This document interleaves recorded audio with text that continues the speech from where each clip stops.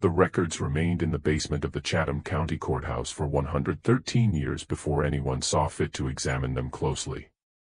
Tax assessments, birth registries, property transfers, the ordinary paperwork of a society built upon human bondage. Yet concealed within those yellowing ledgers was a pattern so troubling that when Clark Thomas Hayes first noticed it in 1847, he stopped writing mid-sentence, his pen trembling above the page. 11 children, all documented as enslaved, all described with the same peculiar notation, light complexion, European features, questionable origin. Every one had come from Thornhill Plantation. Hayes had been recording slave births and transfers for nearly 2 decades. He had witnessed every variation the brutal arithmetic of slavery could produce, the children of mixed unions, the gradations of skin tone that fixed a person's value at auction, the careful documentation that reduced human beings to livestock. But this was different. These children were not listed as mulatto or quadroon, the terms slaveholders used to categorize those of mixed African and European ancestry. The descriptions were more specific, more disturbing. Hair straight, brown. Eyes blue, gray. Skin white, freckled. Features entirely Caucasian in appearance. And every single entry traced back to the same place, a cotton plantation 15 miles south of Savannah, owned by the Marlowe family for 3 generations. Hayes closed the ledger and did not speak of it to anyone. Some things he had learned were safer left unexamined in Georgia in 1847. But he could not stop thinking about those children. He could not stop wondering what was happening behind the gates of Thornhill Plantation that would produce such a consistent, impossible pattern. He was not the only one who had noticed.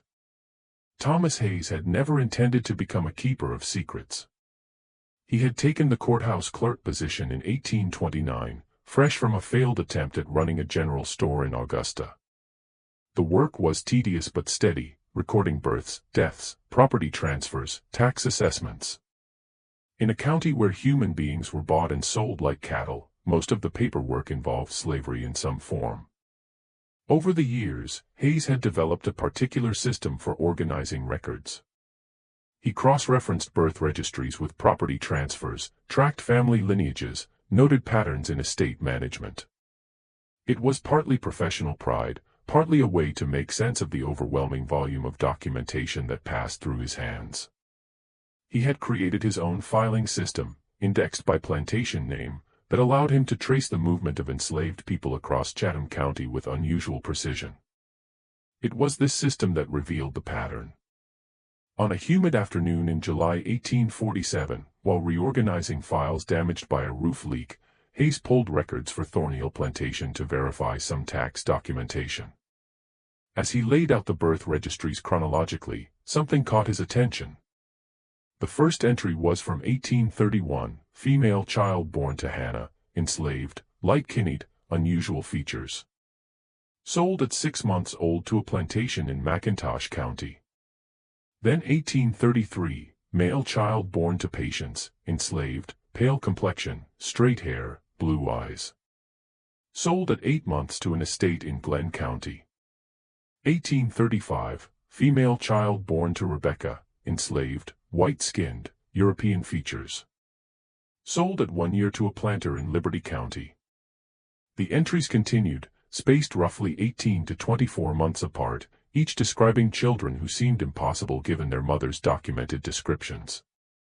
And every child was sold within the first year of life, always to distant plantations, always with the notation from Thornhill Estate. Hayes spread 15 years of birth records across his desk, his hand shaking slightly as the pattern became undeniable. This was not the random occurrence of mixed-race children, which happened on many plantations. This was systematic, regular, deliberate. He thought about taking the records to his supervisor, then reconsidered. Judge Warren Pembroke owned 3 plantations himself and was known to socialize with Edmund Marlowe. Hayes thought about the sheriff, then remembered that Sheriff Dixon had purchased 2 young slaves from Thornhill just last year. Everyone was connected. Everyone had interests to protect. Hayes carefully returned the records to their proper places, but he kept his own private notation, a small ledger he maintained at home, where he documented what he had found. He told himself he was just keeping accurate records, doing his job thoroughly. But late at night, alone in his modest house on the edge of Savannah, he would open that ledger and stare at the entries, trying to reconcile what they implied with the world he lived in. 11 children documented clearly. Yet as he continued his research in the following weeks, being careful not to draw attention to his interest, he found references to 6 more, their documentation less clear but following the same pattern. 17 children total sold from Thornhill Plantation between 1831 and 1847. And those were only the ones who had survived to be sold. The burial records told another story. Rebecca Hartwell had spent 4 years working as a clerk for her uncle's auction house in Savannah. It was considered unseemly for a woman to be involved in such business, but her Uncle Edward was elderly and needed help with the records. His eyesight was failing, his hands trembled when he wrote, and the business required meticulous documentation to avoid legal disputes. Rebecca had a gift for numbers and an ability to remain composed even during the most disturbing sales.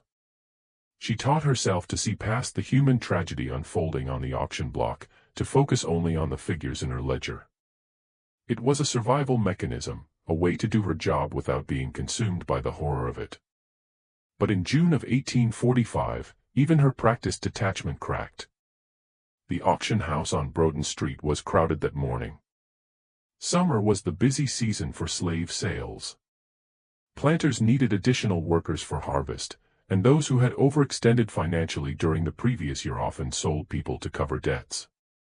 The air inside the building was stifling, thick with the smell of unwashed bodies, tobacco smoke, and something else Rebecca could never quite name, the scent of fear, perhaps, or desperation.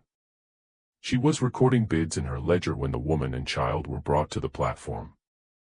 Rebecca had trained herself not to look too closely at the people being sold, to keep her eyes on her papers, her pen moving steadily across the page. But something about this pair made her glance up. The mother was perhaps 25, dark-skinned with the muscular build of someone who had spent years doing field work. She stood rigid on the platform, her face carefully blank, staring at some point beyond the crowd. It was a look Rebecca had seen countless times, the expression of someone who had learned that showing emotion only made things worse. But it was the child who drew the attention of every person in that crowded room. The boy was perhaps 5 years old, small for his age, standing beside his mother with one hand clutching her worn skirt. He had pale skin, lighter than many of the planters' own children who played in Savannah's squares. His hair was auburn, straight, falling across a forehead dotted with freckles. His eyes were green, bright, and terrified, darting around the room as if seeking escape. If Rebecca had seen him on the street, she would have assumed he was the son of a shopkeeper or a farmer, perhaps Irish or Scottish in origin. She certainly would not have guessed he was enslaved. The room went silent. The auctioneer, a man named Brennan who had conducted hundreds of these sales, seemed momentarily at a loss for words. He shuffled his papers, cleared his throat, adjusted his spectacles. From Thornhill Plantation, he finally announced, his voice lacking its usual confidence. The mother, Esther, aged approximately 25, strong, healthy, experienced in field work and domestic service. The child, name recorded as Thomas, aged 5 years, sound of body, good temperament. Both for sale as a lot, or separately if preferred. Starting bid. Wait. The interruption came from the back of the room. A planter Rebecca didn't recognize, tall and weathered, with the suspicious expression of a man who had been cheated before. Where's his father? The auctioneer shuffled his papers again. Not listed in the documentation, sir, as is common in such cases. Common. The planter's voice rose. Look at that child, Brennan. Look at his mother. You telling me that's a natural combination? Murmurs rippled through the crowd. Several planters moved closer to the platform, examining the pair with the clinical detachment they'd use when inspecting livestock. The boy pressed closer to his mother, his green eyes wide with fear. The documentation is complete and legal, gentlemen, Brennan said, his voice firm now, taking control of the situation.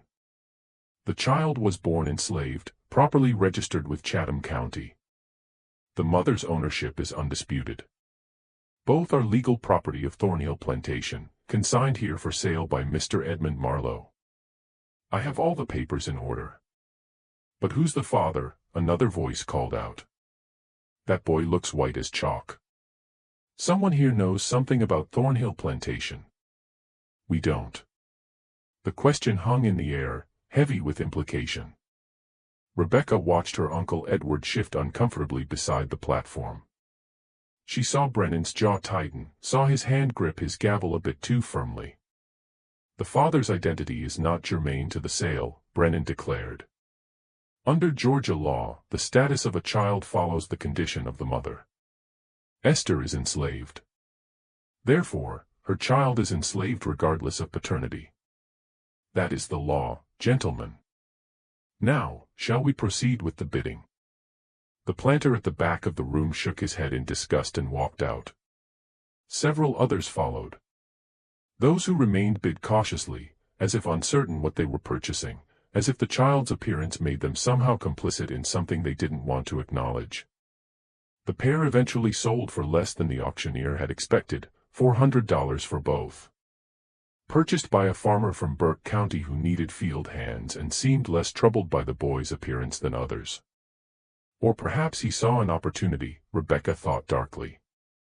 A child who looked like that could be employed in ways that darker-skinned enslaved people couldn't.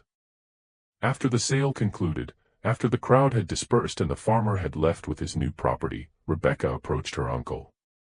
He was sitting in his office drinking whiskey even though it was barely noon, staring at nothing. "Uncle Edward," she said quietly. "That child, how is it possible?" Her uncle looked at her with tired, bloodshot eyes. "You're a clever girl, Rebecca. I think you can imagine how it's possible. But surely," she struggled for words. "Surely that's illegal. Surely there's some law." "There's no law," Edward interrupted.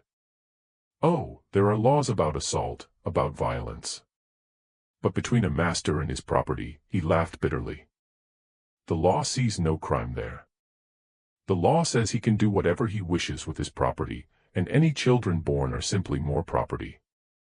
It's perfectly legal, Rebecca. That's the horror of it." Rebecca felt something cold settle in her stomach. Has this happened before? Children like that from Thornhill? Edward took another drink.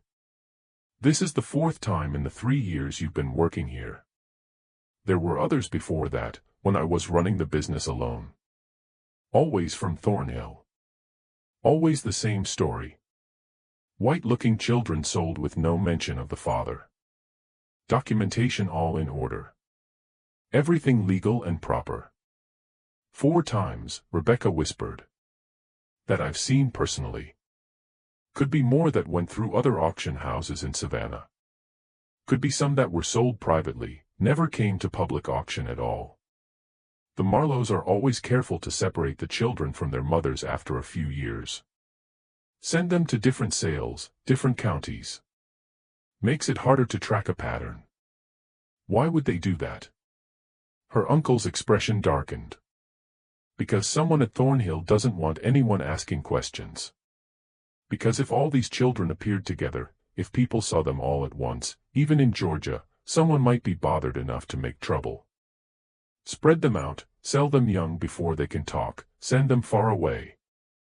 The pattern disappears. Each child becomes an isolated case, an affair, maybe something people shrug off and forget." Rebecca thought about the boy, about his terrified green eyes, about how he had clung to his mother as they were led away. What will happen to him? The same thing that happens to all enslaved children. He'll work. He'll grow up not knowing his father, not knowing the full truth of where he came from. Maybe he'll survive to see freedom someday. Maybe not. But he'll never have a normal life. Rebecca, how could he? Born into slavery looking like that, with a history that no one wants to examine too closely. Uncle Edward finished his whiskey and poured another glass. I've been in this business 30 years. I've seen every kind of cruelty, every kind of injustice. But what's happening at Thornhill Plantation is something different. It's systematic. It's deliberate. And everyone with power knows about it and does nothing, because the law is on the master's side. Rebecca returned to her desk and opened her own private ledger, separate from the official records. She made a careful entry, June 1845. Mother Esther. Child Thomas, aged 5, pale skin, green eyes, auburn hair. From Thornhill Plantation, sold to Burke County. Fourth such case. She underlined fourth twice. Then she closed the ledger and locked it in her desk drawer, next to the small pistol her uncle insisted she keep for protection. Protection from what? She had always wondered. Now she was beginning to understand that some threats were far too large and institutional for a pistol to defend against. Thornhill Plantation sprawled across 1,800 acres of Georgia land, bordered by the Ogeechee River on one side and thick pine forest on the other. The main house was a columned monument to wealth built on cotton and human suffering, white-painted, imposing, 3 stories tall with wraparound porches and large windows that caught the breeze on humid summer evenings. The architect had been imported from Charleston in 1805 to design it for Edmund Marlowe's grandfather. The columns were cypress, each one hand-carved by enslaved craftsmen whose names were never recorded. The interior featured imported Italian marble, crystal chandeliers shipped from Boston, furniture crafted by artisans in Philadelphia. The library held over 2,000 volumes. The dining room could seat 30 guests comfortably. It was, by all accounts, one of the finest homes in Chatham County. Behind the main house, stretching toward the river, were the formal gardens, rose bushes, magnolia trees, carefully maintained paths lined with boxwood hedges, a fountain imported from France, a gazebo where ladies could sit in the shade and enjoy the view while enslaved workers brought refreshments. And beyond the gardens, invisible from the main house, invisible from the road, were the quarters where 247 enslaved people lived in conditions that would have shamed any civilized society. Long wooden buildings, each one housing 20 to 30 people in cramped, airless rooms. Dirt floors, no windows, walls that let in rain and cold. A single well for drinking water. Outdoor facilities that bred disease. Children sleeping on the ground. Families separated by walls so thin you could hear everything happening in the next room. This was where the wealth came from, the labor that planted, tended, picked, and processed cotton, the women who cooked, cleaned, sewed, and washed, the craftsmen who maintained buildings, equipment, and infrastructure, the domestic workers who kept the main house running like a luxury hotel. All of it documented in meticulous ledgers that reduced human beings to inventory items, valued according to age, skill, health, and reproductive capacity. But there was one building that didn't quite fit the pattern. Set apart from both the main house and the quarters, hidden by a screen of live oak trees draped with Spanish moss, stood a smaller structure. A cottage, really, built in 1798 by Edmund Marlowe's grandfather. It had its own well, its own vegetable garden, its own fence. The windows had shutters that could be locked from the outside. The door had a heavy bolt. Locally, among those who knew about it, it was called different things. The breeding house was most common, though never in polite company. Some of the enslaved workers called it the prison. Others called it the devil's house. Edmund Marlowe, in his private papers, referred to it as the special quarters. The cottage was approximately 30 feet by 20, divided into 4 small rooms. Each room had a narrow bed, a chamber pot, a small table, and nothing else. No decoration, no comfort, no privacy.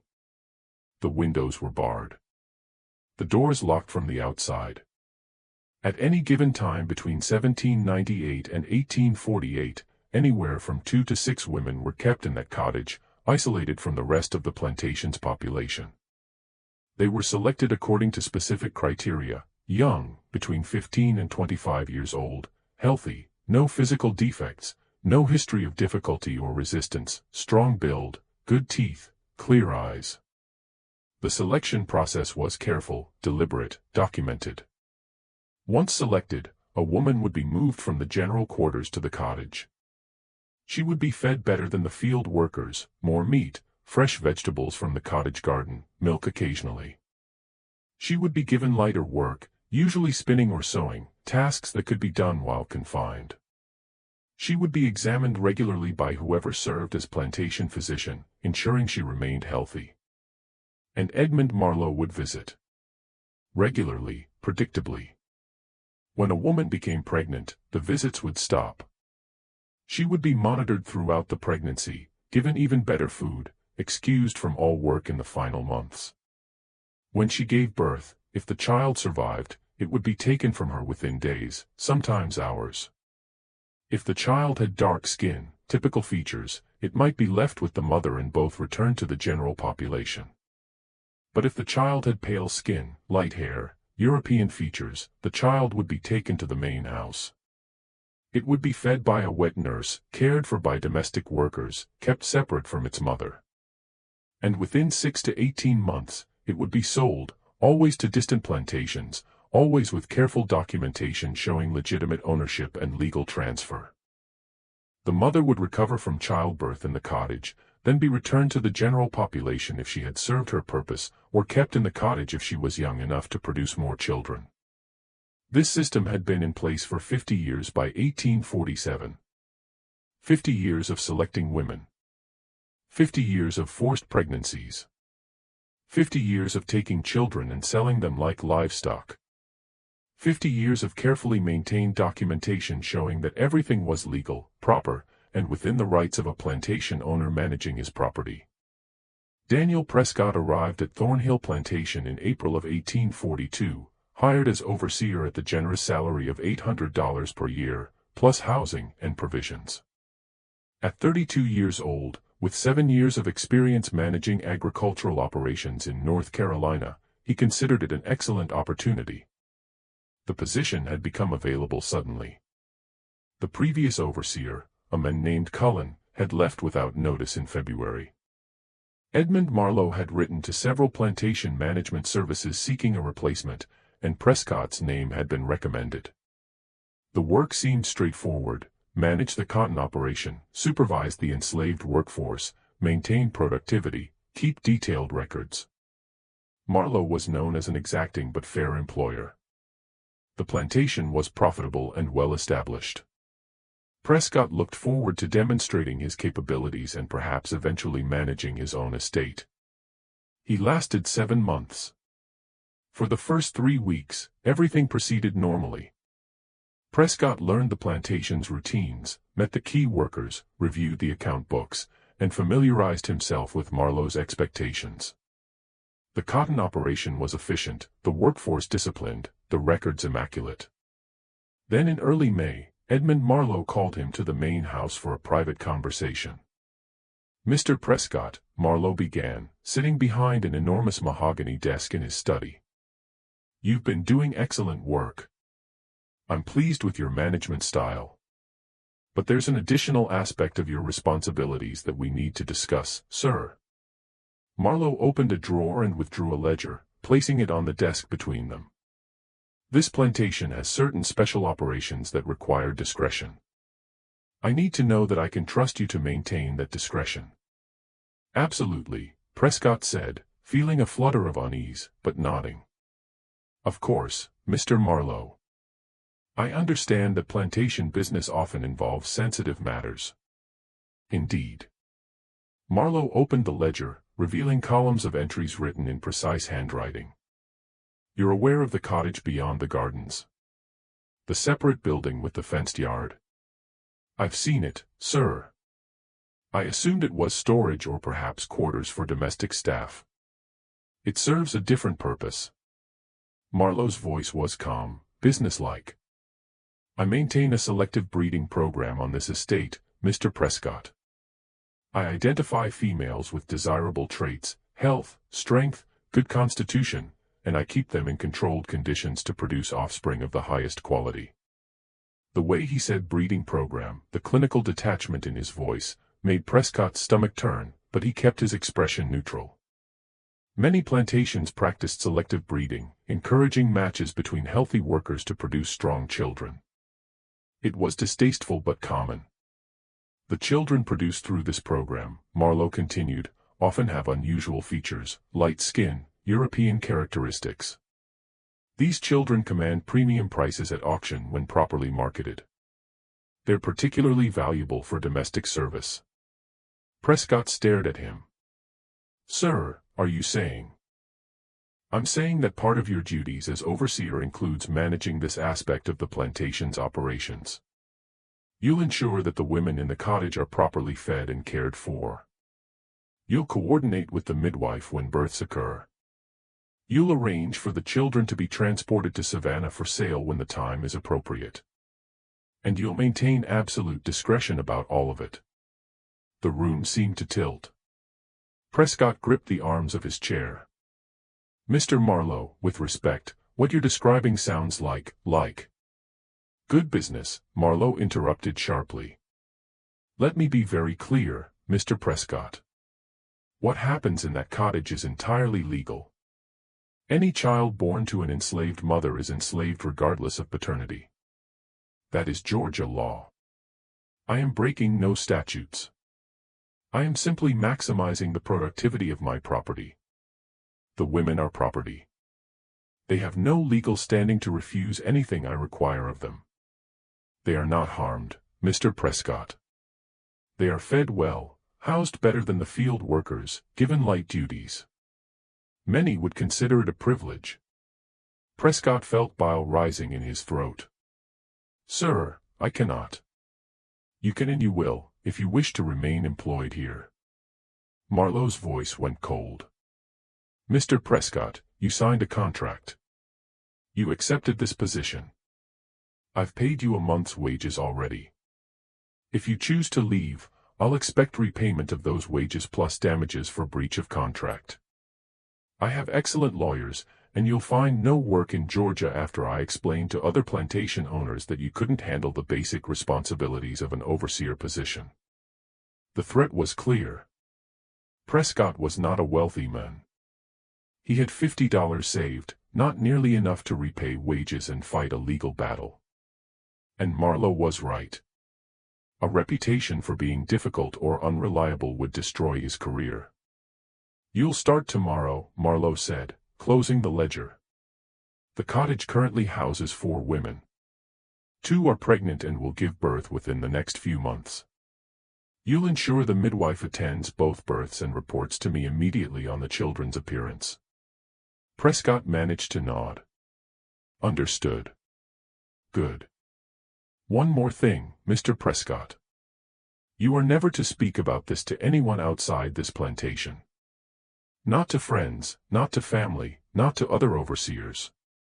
What happens at Thornhill stays at Thornhill. If I discover you violated this confidence, I will destroy you financially and legally. Do I make myself clear? Yes, sir. For the next 7 months, Daniel Prescott performed his duties with mechanical precision, trying not to think about what he was complicit in. He arranged for meals to be delivered to the cottage. He coordinated with the midwife. He documented births. He arranged for children to be transported to auction houses. And every night, he lay awake in his overseer's house, staring at the ceiling, trying to reconcile his actions with his conscience. In November of 1842, a woman named Grace gave birth in the cottage. The child was a boy, pale-skinned with blonde hair. When Prescott delivered the baby to the main house, Marlowe examined it with the same clinical detachment he'd use when inspecting a calf. Excellent specimen, Marlowe declared. This one will fetch at least 400. Make arrangements to transport him to Savannah in 6 months. Use the auction house on Broughton Street, not the one on Bay Street, and ensure the mother doesn't see him again. It makes the separation easier if there's no continued attachment. Prescott stared at the infant, at its tiny hands and blue eyes, at the way it made small mewling sounds. This wasn't a calf or a puppy. This was a human child, and he was being asked to participate in tearing it from its mother and selling it like livestock. That night, Daniel Prescott made his decision. He left Thornhill Plantation at dawn the next morning, taking only what he could carry in a single bag. He abandoned a month's wages, forfeited his contract, and rode north toward North Carolina without looking back. Marlowe sent lawyers after him, but Prescott had crossed state lines and hidden himself among family in the mountains, where Georgia lawyers had no jurisdiction. The legal threats eventually stopped. Marlowe hired a new overseer, a man less troubled by moral qualms, and Prescott never spoke about what he had seen, not in any specific way, because who would believe him? And even if they believed him, what could be done? It was all legal. Every bit of it protected by laws designed to ensure that property owners faced no accountability for how they managed their property. When his younger brother finally pressed him years later about why he had left such a lucrative position, Prescott had gone pale and said only, "There are things happening there that no Christian man should witness. Things I won't describe because no one would believe me. And if they did believe me, nothing would change. The law is on his side." He died in 1844, 2 years after leaving Thornhill, taking the specific details of what he had witnessed to his grave. Dr. Marcus Fielding arrived in Chatham County in late 1846, setting up practice in Savannah after completing his medical training in Philadelphia. He was 31, idealistic, and entirely unprepared for the realities of practicing medicine in a slave state. His mentor in Philadelphia, Dr. Benjamin Rush's nephew, had warned him, "You'll find that medicine in the South operates under different principles than here, Marcus. You'll be called to treat enslaved people, and you'll discover that your role isn't primarily as a healer, but as a property maintenance specialist. It will challenge everything you learned about medical ethics." Fielding had nodded, thinking he understood. He didn't. His first call to treat an enslaved patient came 3 days after he had hung his shingle on Bull Street. A planter named Augustus Webb needed a physician to examine a woman who had been injured during field work. Fielding arrived at the Webb plantation with his medical bag, expecting to treat a patient like any other. Instead, he found a woman named Dinah lying on the floor of a cabin, her leg clearly broken, in obvious pain with no treatment beyond a dirty bandage. She had been injured 2 days earlier, and Webb had waited to call a physician because, as he explained, "I wanted to see if it would heal on its own. No sense paying for medical treatment if it's not necessary." Fielding was horrified. "Mr. Webb, this woman has been in agony for 2 days. The bone has started to set incorrectly. I'll need to re-break it and set it properly, which will be extremely painful. Why wasn't she treated immediately?" Webb looked at him as if he had asked a stupid question. "She's a slave, doctor. I don't call physicians for minor injuries. But the leg isn't healing right, and she's worth about $800. Can't have her crippled. So fix her. Fix her, as if she were a piece of broken furniture." Fielding did his best, treating Dinah with as much care and pain management as he could provide under the circumstances, but the experience shook him deeply. This was what plantation medicine meant, treating human beings as livestock, their value measured only in dollars, their suffering irrelevant except as it affected their work capacity. Over the following months, Dr. Fielding was called to various plantations for various cases, a man with a festering wound who had been working for a week before anyone thought to seek treatment, a woman hemorrhaging after childbirth, the midwife unable to stop the bleeding, Fielding arriving too late to save her, children with diseases that could have been easily treated if caught early, but which had advanced to dangerous stages because their owners didn't want to pay for medical care. Each case reinforced the same brutal lesson: enslaved people's lives mattered only insofar as they represented financial investment. It was during a call to the Beaumont plantation in March of 1847 that Fielding first encountered what he would later think of as the Thornhill children. The Beaumont estate was about 20 miles from Savannah, a mid-sized operation with approximately 90 enslaved workers. Fielding had been called to treat several cases of respiratory infection that were spreading through the quarters. He spent the morning examining patients, dispensing medicine, providing instructions for care. As he was preparing to leave, Mrs. Beaumont approached him. "Doctor, there's one more patient I'd like you to examine. A child, Sarah. She's been coughing for several days, and I'm concerned it might develop into something serious." "Of course, Mrs. Beaumont." She led him to a cabin where a young girl, perhaps 9 years old, lay on a narrow bed. The moment Fielding saw her, he stopped short. The child had pale skin, almost translucent. Her hair was blonde, fine, and straight, spread across a thin pillow. Her eyes, when she looked up at him, were deep blue. She looked like she could be German or Scandinavian, perhaps the daughter of recent immigrants from Northern Europe. She absolutely did not look like she should be enslaved in Georgia. Fielding examined her carefully, noting signs of bronchitis, likely treatable with rest and proper care. As he worked, he couldn't stop staring at her appearance, trying to make sense of it. "Mrs. Beaumont," he finally said, keeping his voice casual. "This child, Sarah, where is her family?" "Her mother died in childbirth. Never knew her father. We purchased the mother from an estate sale about 10 years ago. Didn't realize she was pregnant until after we bought her." When Sarah was born looking like that, Mrs. Beaumont trailed off, uncomfortable. "Looking like what?" "Well, white, doctor. Clear as day." We were all shocked, but the documentation was legitimate. The mother was enslaved, so Sarah is enslaved regardless of who her father might have been. And the mother came from Thornhill Plantation. I believe the sale was managed by Edmund Marlowe's agent. My husband got a good price because of what the child might look like. Marlowe was apparently eager to sell the mother before the child was born. Wanted to avoid any awkwardness. Fielding felt his stomach tighten. "Has your husband seen other cases like this? Children with Sarah's appearance?" Mrs. Beaumont looked uncomfortable. "I really shouldn't speculate, doctor. These matters are delicate. All I know is that Thornhill Plantation seems to produce more than its share of light-skinned children, and Mr. Marlowe prefers to sell them quietly to distant estates. My husband purchased Sarah's mother because the price was excellent, and we needed domestic workers. We've tried to treat Sarah well. She works in the house, not the fields." As if that somehow made the situation acceptable. Fielding treated Sarah's respiratory infection and left instructions for her care, but he couldn't stop thinking about her, about the implications of what Mrs. Beaumont had said so casually.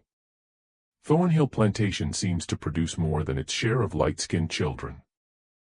Over the following months, Dr. Fielding encountered 3 more children with similar features, all with documented connections to Thornhill Plantation. A 7-year-old boy named Jacob on the Carson estate with red hair and green eyes, born to a woman who had been sold from Thornhill while pregnant. Twin girls, age 4, with blonde curls and fair complexions, recently purchased by a merchant in Savannah as domestic servants, their mother having died at Thornhill shortly after their birth, and a 10-year-old girl named Louisa working as a house servant for a judge in Savannah, her pale skin and gray eyes marking her as different from every other enslaved person in the household.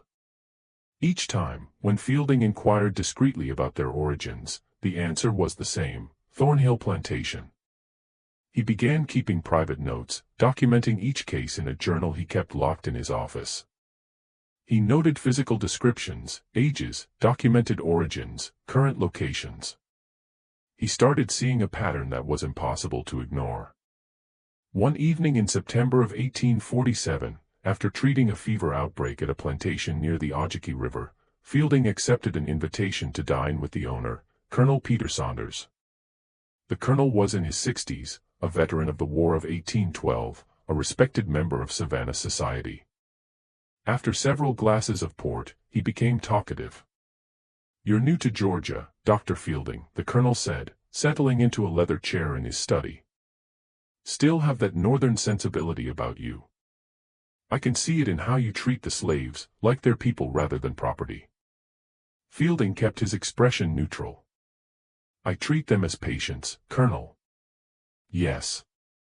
"Well," Saunders swirled his glass thoughtfully. You'll learn that different plantations have different philosophies, different approaches to maximizing profit from their investments. Some owners believe in, let's say, exploiting all potential sources of revenue. I'm not sure I follow. The colonel leaned forward, lowering his voice even though they were alone. You've seen those pale children coming out of Thornhill, haven't you? Everyone in the county has heard about them. Been going on for decades, since Edmund Marlowe's father ran the place. Maybe even his grandfather, though records from back then are spotty. What exactly are you suggesting, Colonel? I'm not suggesting anything. I'm stating facts that any informed person in Chatham County could confirm. The Marlowe men have always kept that separate house on their property. Always kept certain female slaves isolated there, away from the general population. They're very particular about who goes near that cottage. Very particular about the women they select. Young, healthy, attractive by any standard. Attractive. And every few years, another light-skinned child appears on the auction block, sold off quietly to distant plantations where no one will notice the pattern. Fielding felt his hands clench around his own glass. That's unconscionable. It's legal, Saunders corrected coldly. Completely, absolutely legal. Any child born to an enslaved mother is enslaved regardless of the father's identity. That's the law, Dr. Fielding. Has been since Virginia passed the Participatum Principle in 1662.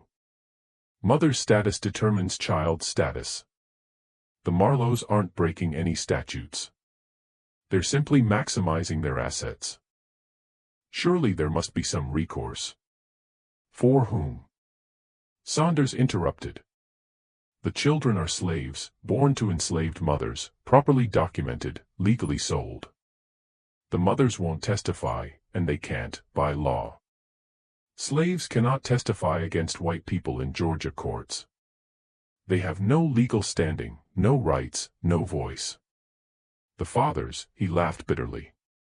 The fathers are the owners, Doctor. You think Edmund Marlowe will confess? You think any court will compel a white landowner to answer questions about his private conduct on his own property with his own property?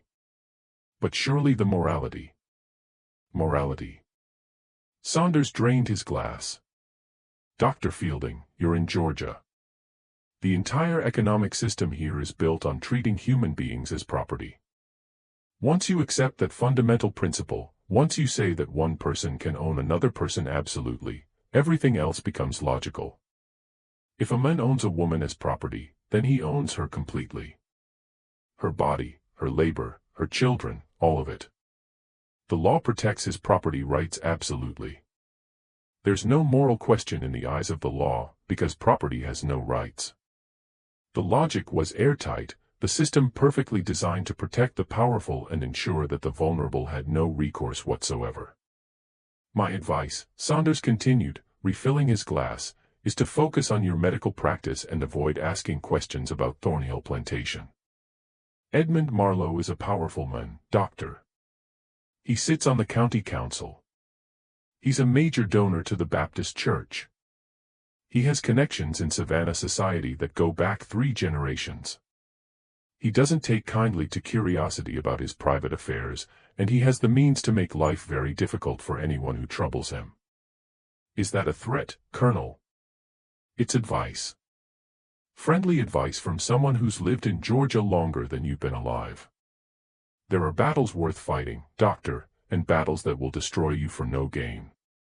Asking questions about Edmund Marlowe's breeding operations falls into the latter category. Fielding left the Colonel's house that night, feeling deeply disturbed. The casual way Saunders had discussed it, breeding operations, as if they were talking about livestock management rather than human lives.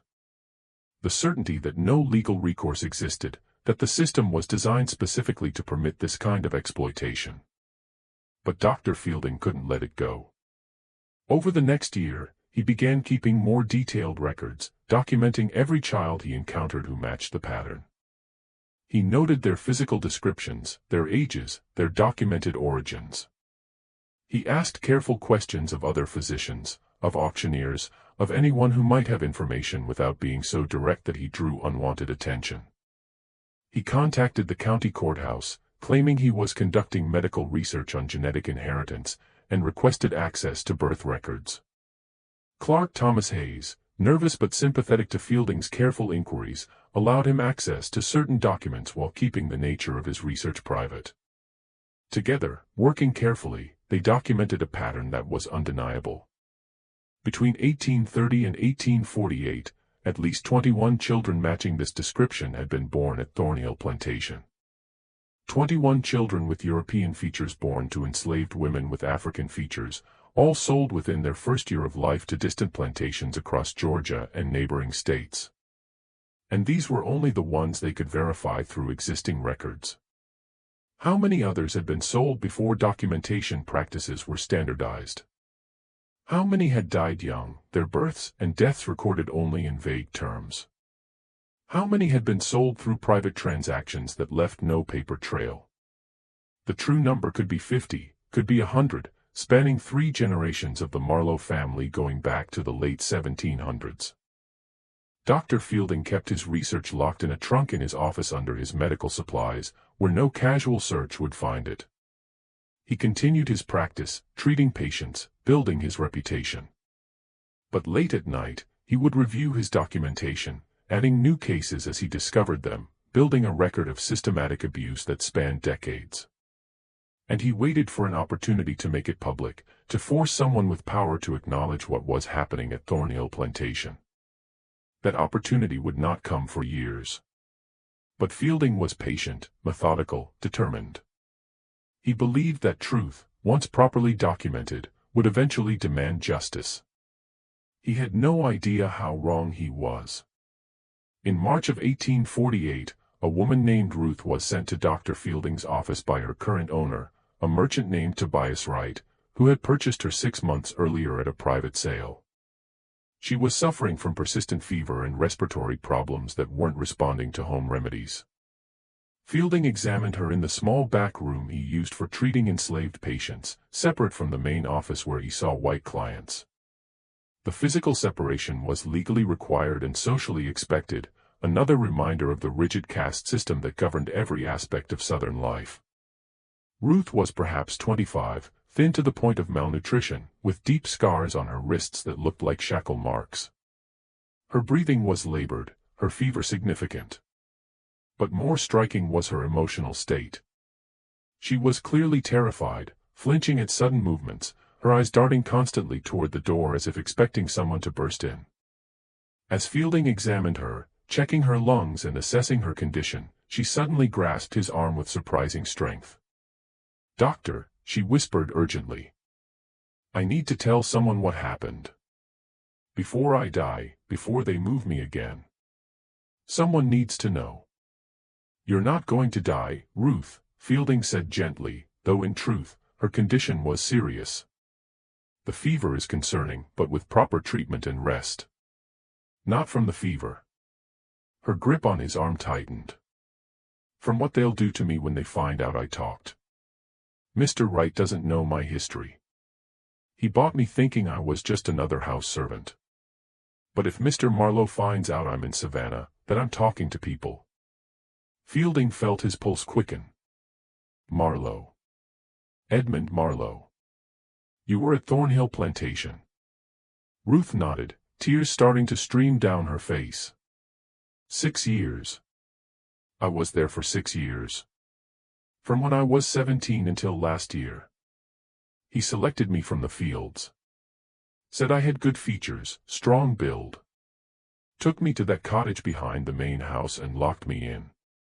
Fielding carefully set down his medical instruments and moved his chair closer. "Ruth, I need you to tell me everything. Everything that happened. Can you do that?" She took a shuddering breath and began. She had been born enslaved on a plantation in South Carolina, she said. When she was 15, her owner died and his estate was liquidated. She was sold at auction to Edmund Marlowe in 1841 along with several other young people. For the first few months, she worked in the fields at Thornhill, picking cotton during harvest season, doing general agricultural labor. Then one day in September, the overseer, a man named Prescott, came to her in the fields and told her to follow him. She was taken to the cottage, given clean clothes, fed better food than she had seen in years.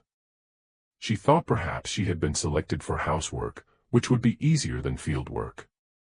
But that's not what happened. "Ruth," Fielding said carefully, "would you be willing to testify to this?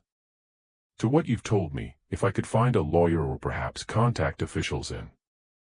She laughed, a broken sound without humor. "Testify? Testify where, doctor? To whom? Slaves can't testify against white men in Georgia. You know that. I have no legal standing, no rights, Northwest voice that any court would recognize. But if I wrote down what you said, if I documented your account, it wouldn't matter." Ruth's voice was flat, empty of hope. "He owns me. Legally, I'm his property to do with as he wishes. Every lawyer, every judge, every lawman in Georgia would say the same thing. There's no law being broken, doctor. That's the horror of it. It's all completely legal. He can do whatever he wants to his property, and the law protects him absolutely. But surely someone. No one cares." Ruth pulled her arm back, wrapping her arms around herself. "No one with power cares what happens to enslaved women. We're not people to them. We're property, livestock, investments. What happened to me happens on plantations all across the South, and everyone knows it, and no one does anything because the law is designed to protect owners, not slaves." Fielding sat in silence, feeling the weight of her words. She was right, of course. Everything she had said about the legal system was correct. There was no recourse within the existing framework. The law itself was the problem. "How did you leave Thornhill?" he finally asked. "Last year, after my third child was born and sold, Mr. Marlowe said I'd served my purpose. I was 24, getting older. He prefers them younger. So he sold me privately to Mr. Wright here in Savannah. Wright thinks he bought a house servant with good health. He doesn't know my history. And if Mr. Marlowe finds out I'm here, that I'm talking about what happened," she didn't need to finish. Fielding understood the danger. If Marlowe learned that Ruth was in Savannah, potentially speaking to people about Thornhill, he had numerous options to silence her. He could claim she was stolen property, demand her return, then sell her again to the Deep South where she'd never be heard from again. Or he could simply have her killed. An enslaved woman's death rarely attracted investigation, especially if the right people were paid to look the other way. Fielding treated Ruth's respiratory infection and gave her medicine for the fever. He also gave her owner, Tobias Wright, instructions that would require keeping Ruth in Savannah for at least a few weeks while she recovered.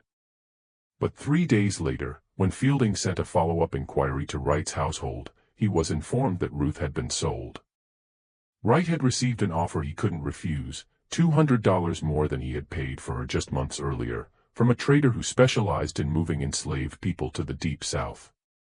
The trader had mentioned that the buyer was operating on behalf of a client in Alabama who needed house servants. Ruth was already on her way west, beyond Fielding's reach, beyond any possibility of testifying or providing evidence. Fielding didn't need to investigate to know who was behind the sale. Edmund Marlowe had learned that Ruth was in Savannah, had discovered that she had been to see a physician, and had acted swiftly to eliminate the potential threat. But Fielding had taken one precaution during Ruth's visit. While examining her, he had asked her to repeat her entire story while he took extensive notes, writing down everything she said in careful detail. He dated and signed the document, then locked it in his trunk with the rest of his Thornhill research. It wasn't legal testimony. It wouldn't hold up in court. But it was documentation. Evidence. A record that someone had cared enough to preserve her story. If the system ever changed, if somehow justice became possible, Fielding wanted Ruth's testimony to exist. He had no idea how long that would take. He couldn't imagine it would be 13 years before slavery itself fell, and even then, justice would prove elusive. But the documentation would survive. Sometimes that was all one could do. Sarah Clemens was an anomaly in 1848 Georgia, a woman who wrote for publication, who asked uncomfortable questions, who refused to limit her interests to domestic matters and social events. She published under her brother's name, Charles Clemens. Of course, no newspaper would run articles written by women. The byline, C. Clemens, appeared regularly in the Georgia Sentinel on articles covering politics, economics, and social issues. But it was Sarah's research, Sarah's interviews, Sarah's unflinching prose that appeared in print whenever uncomfortable truths needed telling. She had grown up in Savannah, the daughter of a shipping merchant who had believed in educating his daughters as thoroughly as his sons. She had learned to read Latin, studied mathematics and history, corresponded with Northern intellectuals who sent her books and newspapers not available in Georgia. She had developed a writer's eye for detail and a journalist's instinct for finding stories beneath the official narratives. By 1848, at 29 years old, she had established herself as one of the more insightful political commentators in Georgia, even if most readers assumed she was her brother Charles, who worked in their father's shipping office and happily took credit for his sister's work. Sarah had heard whispers about Thornhill Plantation for years. Rumors circulated in the kinds of social circles she moved through. Careful, coded references to Edmund Marlowe's unusual operations. Knowing looks when particularly pale enslaved children appeared at auctions.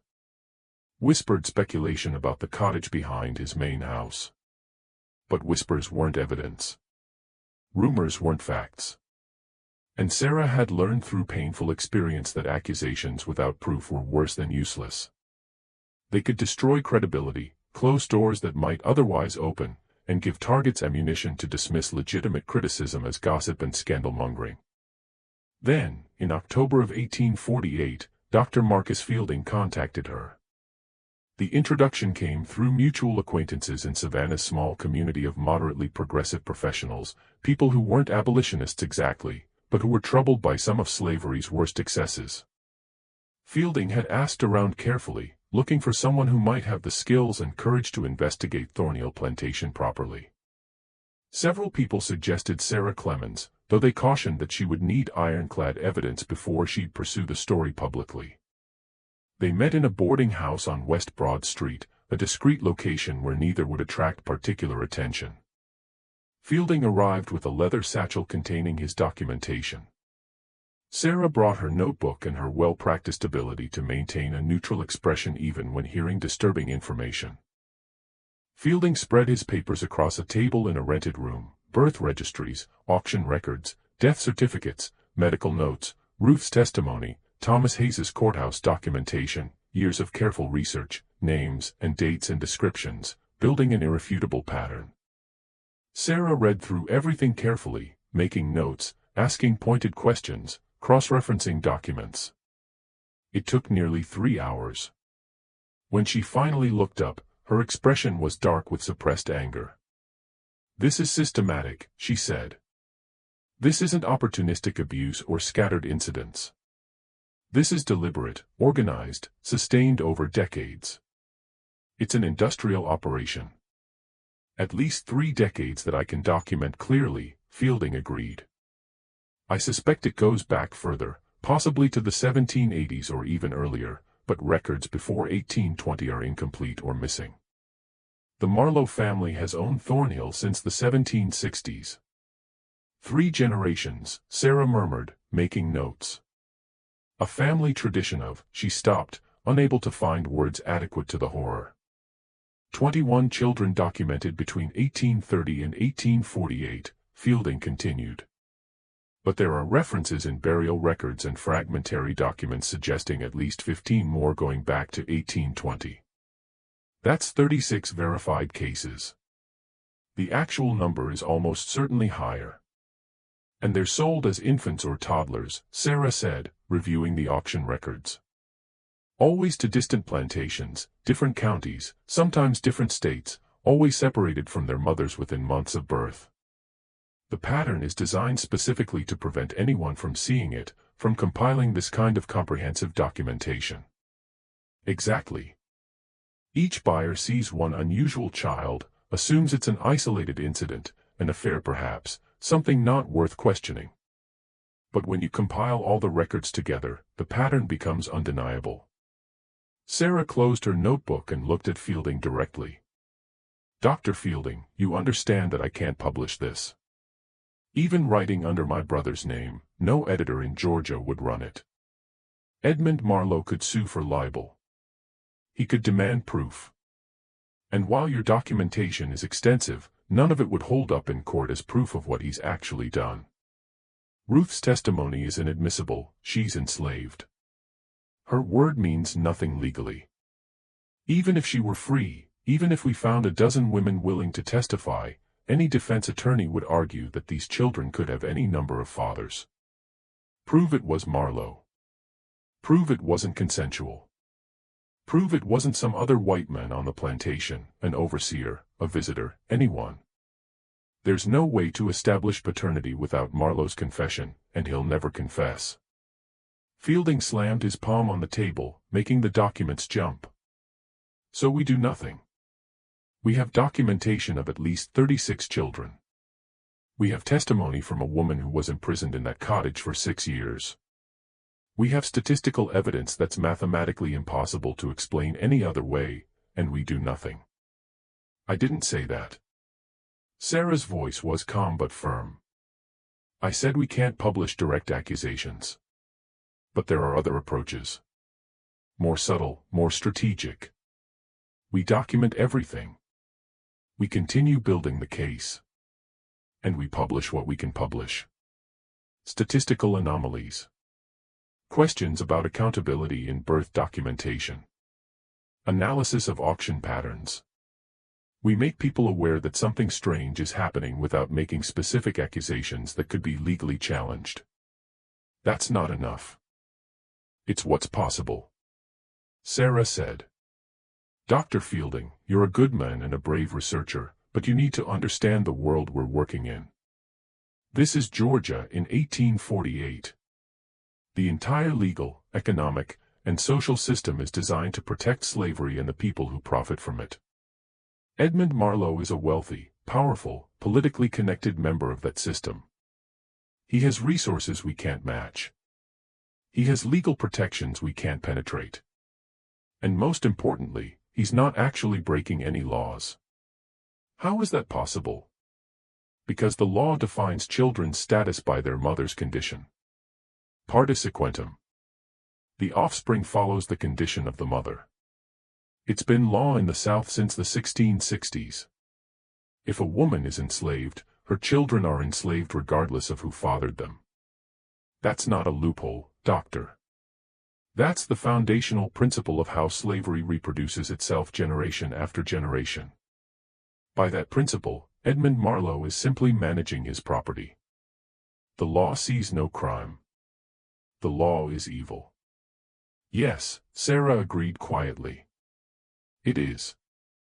And changing that law will require changing the entire system, which will happen eventually.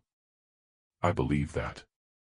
But it won't happen through a newspaper article exposing one plantation owner. It will require political transformation, probably violence, possibly war.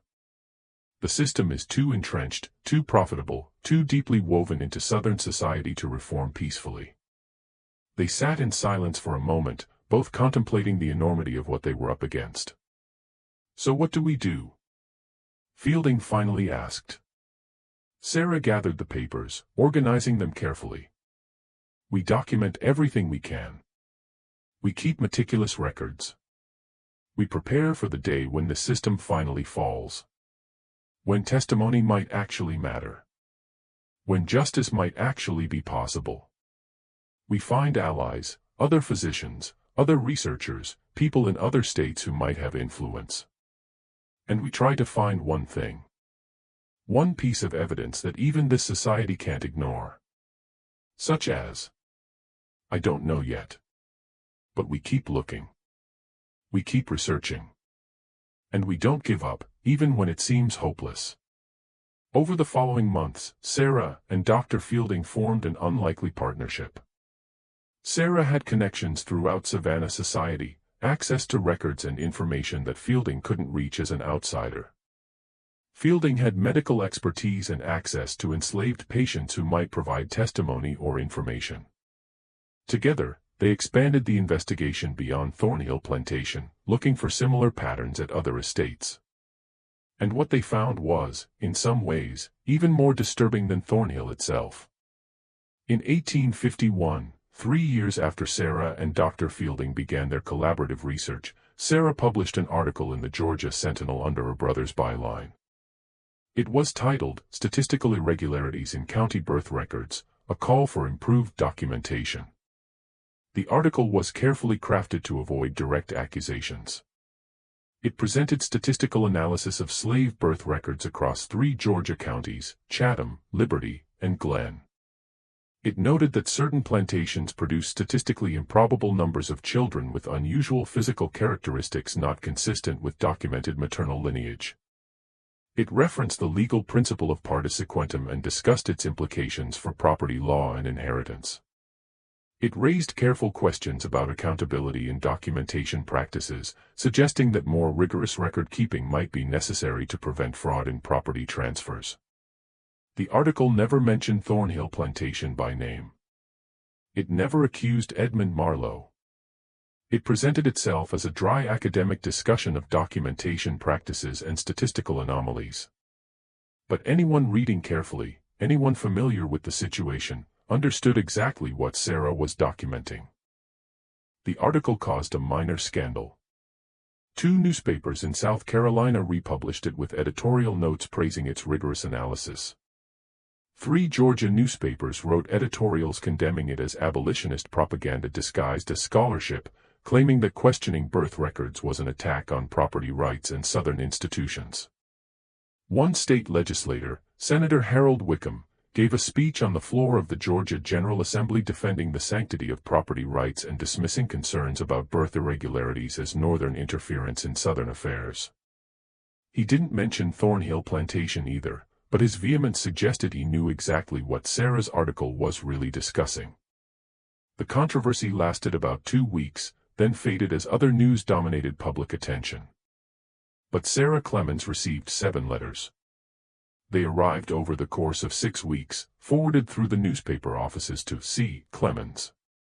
Each letter was written by a woman, some enslaved, some free, some writing through intermediaries who transcribed their words. Each described similar patterns at different plantations across the South. The first letter came from Augusta, Georgia. A free woman of color named Martha Daniels wrote, describing conditions at a plantation where she had been enslaved until purchasing her freedom in 1847. She described a separate house where young women were kept, systematic pregnancies, light-skinned children sold away quickly. She estimated at least 12 such children during the 5 years she was there. The second letter came from Montgomery, Alabama. It wasn't signed, written in an educated hand that suggested someone from outside the enslaved community was serving as scribe. It described 2 plantations in Alabama where similar operations existed, providing dates and approximate numbers of children. The third letter was the most detailed. It came from a free woman of color in New Orleans named Josephine Mercier, who had purchased her own freedom years earlier after saving money for nearly a decade.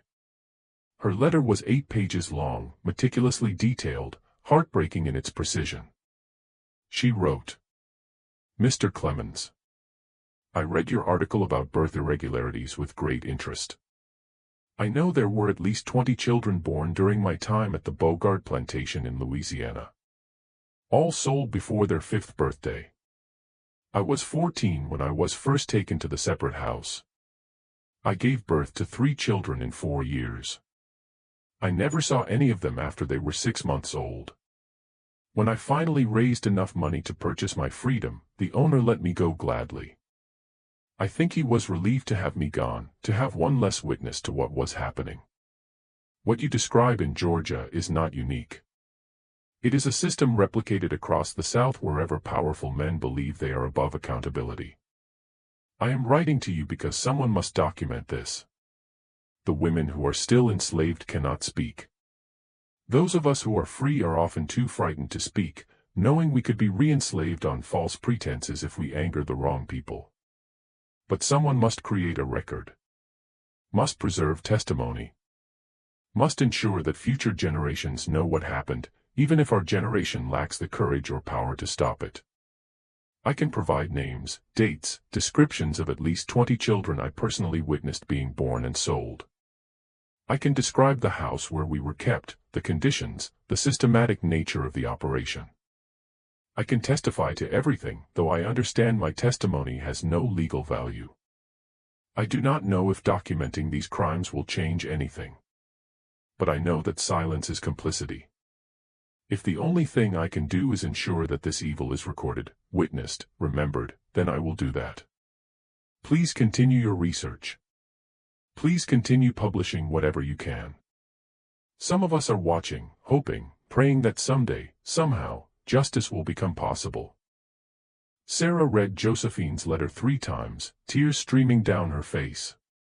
This woman, who had endured horrors Sarah could barely imagine, was still fighting, still documenting, still believing that truth mattered even when justice seemed impossible. The remaining 4 letters described similar situations in South Carolina, Mississippi, Tennessee, and Virginia. Different plantations, different owners, identical patterns, separate houses, selected women, systematic pregnancies, light-skinned children sold away quickly to distant estates. Sarah compiled all the letters, cross-referenced the information, verified what she could through available records. The pattern was vast. At least 9 plantations across 6 states operating similar systems, producing potentially hundreds of children over decades. And these were only the cases that Sarah and Dr. Fielding could document from letters and available records. How many other plantations were running similar operations without leaving any trace in accessible documentation? The scale was almost incomprehensible. This wasn't about Thornhill Plantation. This was about a systematic exploitation enabled by legal principles that treated enslaved women's bodies as property, their children as commodities, their suffering as invisible. Dr. Fielding reviewed the letters and added them to his research documentation. Together, he and Sarah now had evidence of systematic abuse across 6 states, involving dozens of plantations, potentially thousands of children over several decades. And they still had no way to make it public without being destroyed legally and professionally. No way to achieve justice within the existing system. No way to help the women who were still imprisoned in those cottages and separate houses across the South. All they could do was document, research, preserve testimony, and wait for the system to change, knowing that change might be years or decades away. While Sarah focused on collecting testimony and documenting patterns across multiple states, Dr. Fielding expanded his research into death records. If birth records showed one pattern, he reasoned, perhaps death records would reveal another part of the story. What he found was, in some ways, even more disturbing than the living children. Cemetery records for estates like Thornhill often listed enslaved burials in cursory detail. The law required some documentation of property losses, including deaths, but the documentation could be minimal. A typical entry might read infant, aged 2 months, natural causes or female, aged approximately 30, fever, with no names, no family connections, no specifics. But occasionally, particularly in older records kept by more meticulous plantation managers, someone had noted additional details, ages in months rather than years, physical descriptions, causes of death described with unusual specificity. In the burial records for Thornhill Plantation going back to 1785, Fielding found references to 22 infants and young children described as light-complexioned, unusual appearance, or European features buried between ages ranging from newborn to 4 years old. 22 dead children. 21 sold. That was 43 children documented over approximately 6 decades, with records likely incomplete for the earlier decades. The causes of death varied but followed patterns familiar to any physician: respiratory infections, dysentery, fever, complications of childbirth, the normal hazards of infant and child mortality in the 18th and 19th centuries, when even wealthy white children died at shocking rates. But these weren't wealthy white children. These were enslaved infants born in a cottage, torn from their mothers, cared for by whoever was assigned the task while waiting to be sold. What kind of care did they receive? Were they kept warm in winter, fed properly, held when they cried? Or were they simply maintained like livestock until they could be transported to auction? Fielding thought about those 22 dead children often. 22 graves, probably unmarked, in the enslaved cemetery at Thornhill Plantation. No monuments, no headstones, no remembrance beyond brief notations in a property loss ledger. For every child sold at auction, another had died before sale. The arithmetic was grim, a roughly 50% survival rate, which was actually better than average for enslaved infants, but devastating when you thought about what it represented.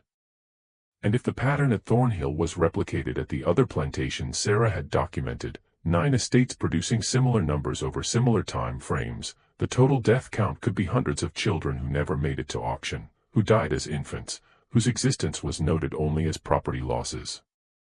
Fielding expanded his cemetery research, requesting access to burial records from other plantations where he had reason to suspect similar operations. The research was painstaking, requiring careful diplomacy and plausible explanations for his interest. He claimed to be conducting a medical study on infant mortality rates, which was true enough, though he carefully avoided mentioning the specific patterns he was investigating. Over 18 months, he compiled death records from 14 plantations across Georgia and South Carolina. The pattern held. Estates that produced unusually high numbers of light-skinned children who were sold also showed unusual numbers of infant deaths for children described with similar characteristics. The total numbers were staggering. At least 67 children documented as sold. At least 43 documented as died before sale. And those were only the ones clearly documented in accessible records spanning incomplete decades. The true numbers, counting all the plantations, all the years, all the cases that went undocumented, could easily be double or triple that. Could be 1,000 children or more, spread across the South over a century. Their births and deaths reduced to accounting entries in property ledgers. Fielding added the cemetery research to his trunk of documentation. It was growing into an enormous collection now. Hundreds of pages of records, testimony, statistical analysis, proof of systematic exploitation on a scale that should shock anyone who saw it. But who could he show it to? Who had both the power and the willingness to act? He had no answer. So he continued documenting, continued adding to the record, and hoped that someday, somehow, the evidence would matter. On the night of August 12, 1848, fire erupted at Thornhill Plantation. It started in the separate cottage, the isolated building behind the main house where women had been imprisoned for 50 years. The fire was visible from the main house at approximately 10 o'clock at night, flames already reaching toward the dark Georgia sky, consuming the wooden structure with terrifying speed. Edmund Marlowe woke to one of his domestic servants pounding on his bedroom door, shouting about fire. He dressed quickly and ran outside, where he could see the cottage fully engulfed, flames shooting through the roof, the entire structure glowing like a torch against the night. He immediately organized enslaved workers into a bucket line from the well, trying to contain the fire and prevent it from spreading to other buildings. But the cottage was too far gone, the fire too intense, burning too fast. Within an hour, the cottage had collapsed into smoldering ruins, nothing remaining but the stone foundation and piles of burning wood. The heat was so intense that no one could approach until dawn, when the ashes had cooled enough to search the wreckage. For bodies were found in the ruins, burned beyond recognition, identified only by their locations in what had been 4 separate rooms. The overseer counted the plantation's population and confirmed that 4 women who had been housed in the cottage were unaccounted for. Their names recorded in the official report filed with Chatham County: Hannah, Ruth, Grace, and Mary.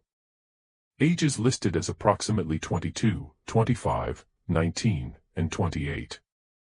Value listed as $600, $500, $300, and $700 respectively. Total property loss, $2,100 for the women, plus $500 for the structure. The official report filed by Sheriff William Dixon after a cursory investigation concluded, fire of accidental origin, likely caused by overturned lantern.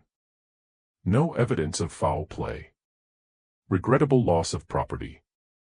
There was no investigation into why 4 women had been unable to escape a fire that was visible from hundreds of yards away.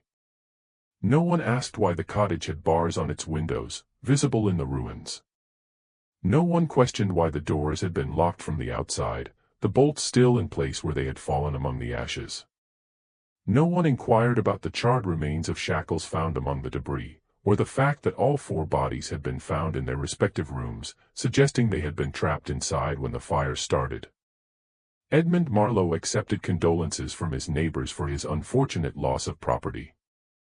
He filed an insurance claim for the value of the women and the structure, which was paid without dispute. He made arrangements for the bodies to be buried in the Enslaved cemetery at Thornhill, though no markers were erected.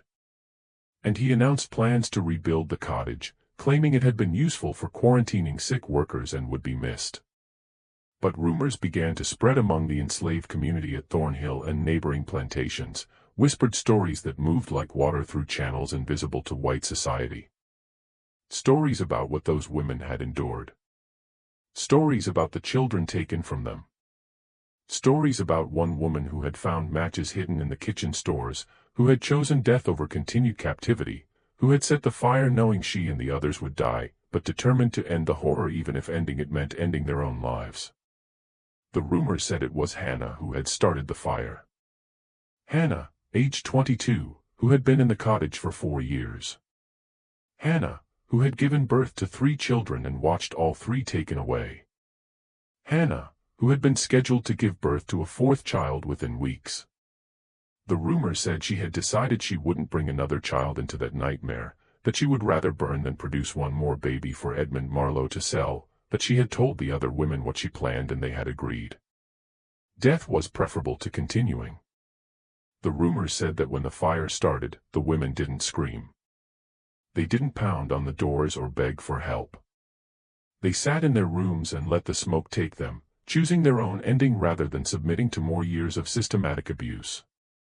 Dr. Fielding heard the rumors through his patients, an enslaved woman he was treating for pneumonia who had a cousin at Thornhill who had heard from someone in the quarters that Hannah had said something about ending it a few days before the fire, that she had seemed calm, resigned, almost peaceful in a way she hadn't been in years. Sarah Clemens heard the rumors through her sources, the network of domestic workers and free people of color who moved through Savannah society and carried information that white people rarely heard. Stories about Hannah's determination, about the other women agreeing, about a collective decision to die rather than continue. Neither could verify the rumors. Neither could publish them. There was no evidence beyond whispered stories. And even if there had been evidence, what good would it do? For enslaved women had died in a fire. The law saw it as property loss, nothing more. Their choices, their resistance, their final act of defiance, all of it was invisible to the legal system.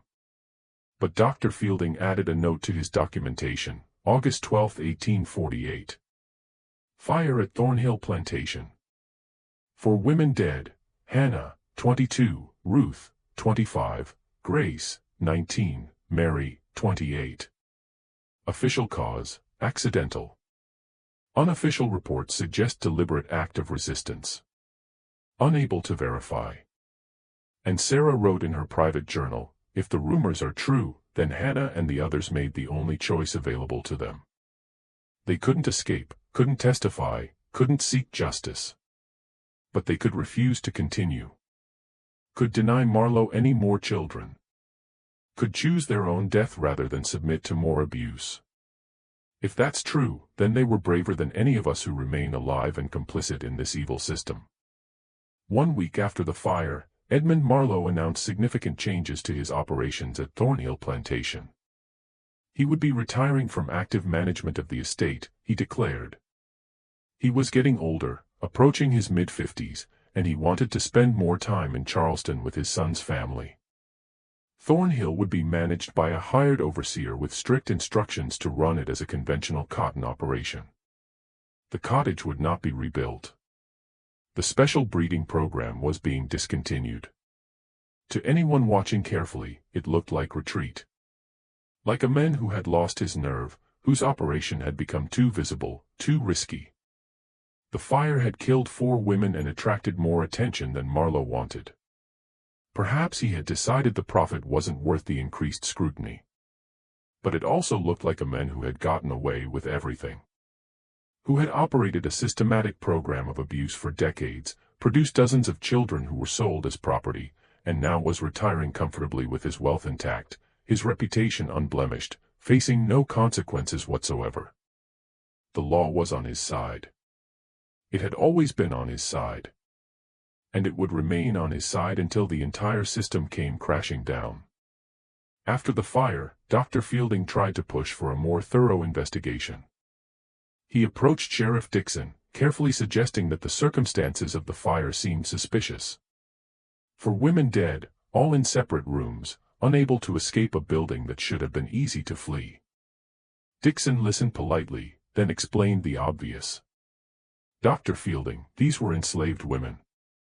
They were property. The owner has suffered a significant financial loss, but there's no evidence of crime here. Accidents happen. Fires occur. The matter is closed. But the bars on the windows, the locked doors, were normal security measures for valuable property. Mr. Marlowe had invested considerable resources in those women. He naturally wanted to protect his investment from escape or outside interference. The logic was circular, self-reinforcing, impenetrable. The women were property, therefore normal property protection measures applied, therefore their inability to escape was a regrettable accident rather than a crime. Fielding tried approaching Judge Pembroke, suggesting that perhaps a formal inquest should be held given the unusual circumstances. The judge smiled patronizingly and said, "Doctor, I understand you're new to Georgia and perhaps don't fully grasp how we handle these matters. An inquest would serve no purpose. The women are dead.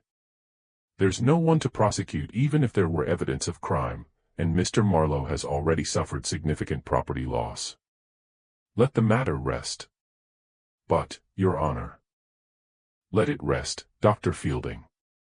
The judge's voice went hard. "I'm saying this as friendly advice. Edmund Marlowe is a powerful man with influential friends. Pursuing unfounded accusations against him would be very unwise for your career and your future in Georgia. Do you understand me?" The threat was barely veiled. "Back off, or face consequences." Fielding backed off. What choice did he have? He had no power, no legal authority, no recourse within the system. And pushing further would likely result in him being driven out of Georgia, unable to practice medicine, his research confiscated or destroyed. So he documented what he could and waited. Sarah Clemens had similar experiences when she tried, very carefully, to investigate the fire through her journalistic contacts. She encountered walls everywhere, refusals to discuss the matter, threats of libel suits if she published anything, doors that suddenly closed when she asked questions about Thornhill Plantation. Edmund Marlowe's power in Savannah society was absolute. He had been a major figure for decades, knew everyone, held financial leverage over many people through business dealings and loans. No one would risk their position by speaking out against him, especially not to investigate the deaths of 4 enslaved women that the law considered mere property loss. The investigation that should have happened never occurred. The justice that should have been sought was never pursued. And Edmund Marlowe faced no consequences whatsoever for his role in creating the conditions that led to 4 deaths. Instead, he retired with honor, moved to Charleston, was remembered fondly in Savannah as a successful planter and respectable member of society. The 4 women were buried in unmarked graves and forgotten by everyone except those who had known them and those who documented their story in private records that wouldn't be read for decades. In 1854, 6 years after the Thornhill fire, Rebecca Hartwell, now 32 years old and managing her late uncle's auction house, received a letter that would change her life. The letter was from a planter in Florida, inquiring about upcoming sales. The writer was looking to purchase field hands and domestic servants for a new plantation he was establishing. He mentioned, almost casually, that he had heard Savannah auctions occasionally featured unusual specimens, specifically light-skinned children from special breeding programs who could be employed as house servants rather than field workers. Rebecca read the letter 3 times, feeling increasingly nauseated with each reading. The horror had become a market category. A known commodity. A thing that planters discussed casually in business correspondence, sought out deliberately, valued specifically for the circumstances of its creation. The systematic rape and exploitation that produced these children wasn't a shameful secret anymore. It was a recognized feature of the market, something buyers actively looked for, sellers advertised subtly, and auction houses were expected to facilitate. Rebecca Hartwell sat at her uncle's old desk, her desk now, she supposed, though she had never wanted the business, and stared at the letter. This was what she had been doing all these years. Not just selling enslaved people, which was horrible enough, but facilitating the sale of children who had been produced through systematic abuse. Children whose very existence represented generational exploitation. She had told herself she was just keeping records, just managing the business, that she wasn't personally responsible for the horrors of slavery. But that was a lie. Everyone who participated in the system, even in administrative roles, was complicit. She wrote back to the Florida planter, declining his inquiry, saying her auction house didn't specialize in such sales and wouldn't be able to help him. Then she closed the business entirely. Her family was horrified. The auction house was a profitable and established business with decades of history. Why would she shut it down? Because I can't be part of it anymore, Rebecca told them. I can't maintain even the pretense of professional distance. What we're facilitating, it's evil. And I'm done. She used the proceeds from selling the business to purchase passage to Philadelphia, leaving Georgia entirely. She would later say it was the only way she could live with herself, get as far from the system as possible, refuse any further complicity. But she kept her private ledger, the one where she had documented all the unusual children who had passed through her uncle's auction house between 1843 and 1854. 12 children total, all from Thornhill Plantation, all sold to distant estates, all bearing the marks of systematic abuse in their origin. When the Civil War began in 1861, Rebecca sent that ledger to Dr. Fielding in Savannah, along with a note, "I should have done more. We all should have done more. But at least we documented. At least someone will know." The approaching storm. By 1857, Georgia was approaching a breaking point. The entire South was. Debates over slavery's expansion into new territories dominated politics. Abolitionist literature circulated secretly, passed hand-to-hand despite laws criminalizing its possession. The Underground Railroad moved people north toward freedom in increasing numbers. Violence erupted in Kansas and Missouri as pro-slavery and anti-slavery forces clashed. Everyone could sense that some kind of resolution was coming, though no one knew what form it would take. War seemed increasingly likely. Peaceful resolution seemed increasingly impossible. Dr. Fielding, now in his early 40s, continued practicing medicine and maintaining his documentation. His trunk of records had grown enormous. Dozens of thick ledgers containing birth records, death records, testimony, statistical analysis, maps showing the movement of enslaved children across 6 states, cemetery documentation, auction house records. He had documentation of 68 children now, sold or died, produced by breeding programs across 9 plantations over 7 decades. 68 documented cases, with the certainty that many more had gone unrecorded. Sarah Clemens had married a merchant named Robert Gaines, taking his name, continuing her writing under various pseudonyms. She had compiled testimony from 19 women, all free now through various means, all willing to describe what they had endured. But none of it could be published. Not yet. Not in Georgia in 1857. They both waited for the political situation to shift, for some crack in the system that might allow truth to emerge and justice to be sought.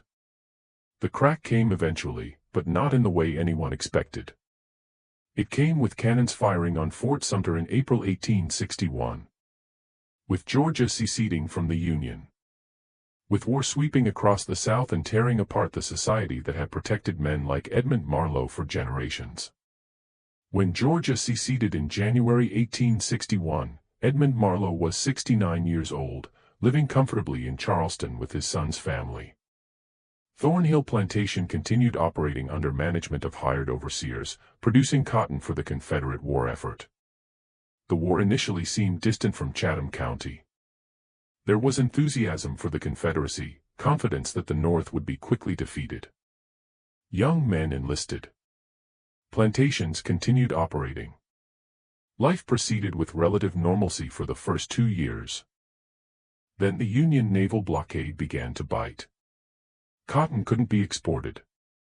Prices collapsed. Plantations that had been enormously profitable suddenly struggled. Food became scarce. The war came closer. By 1864, Sherman's army was marching through Georgia, burning plantations, destroying infrastructure, freeing enslaved people wherever they went.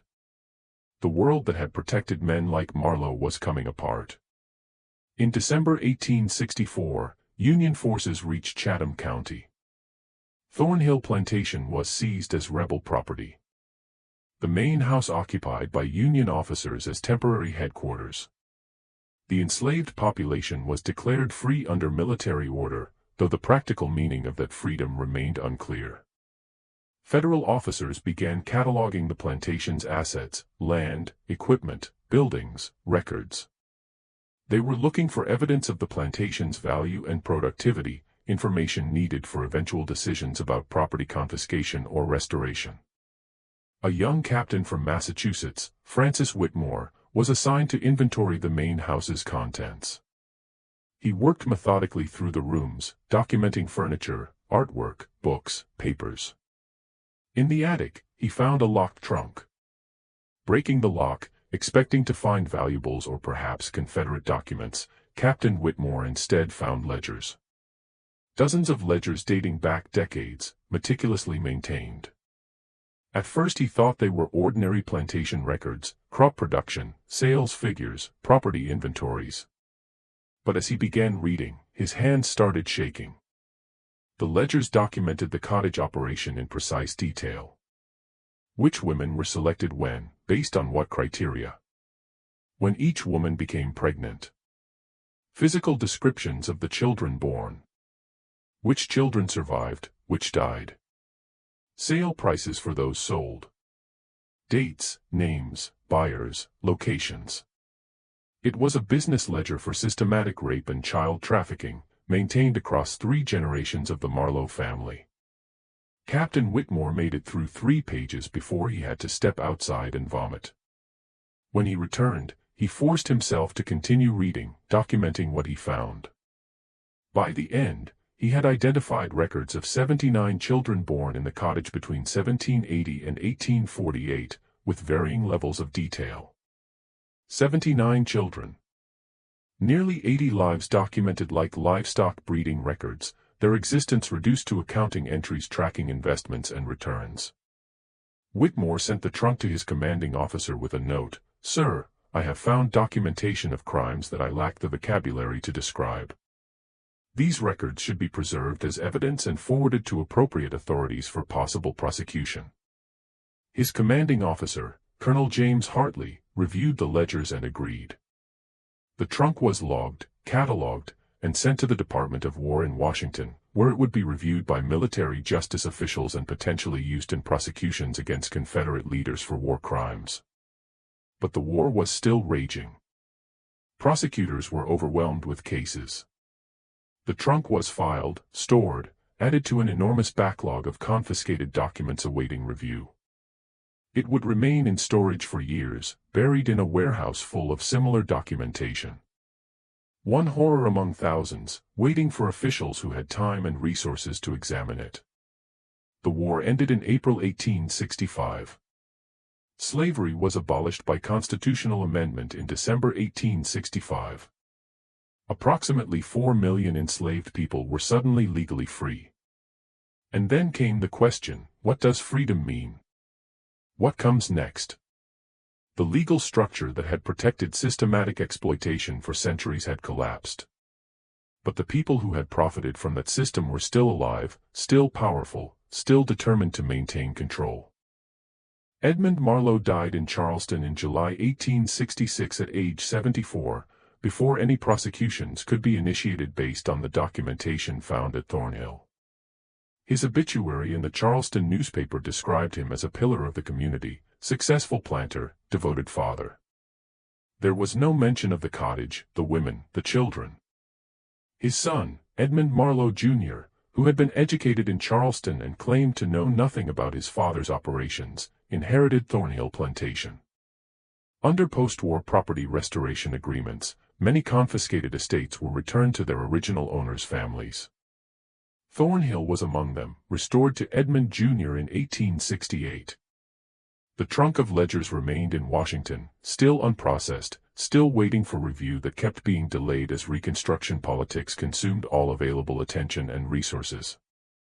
Dr. Fielding published his research in 1868 in a Northern medical journal, framed as a case study in the medical and ethical implications of slavery.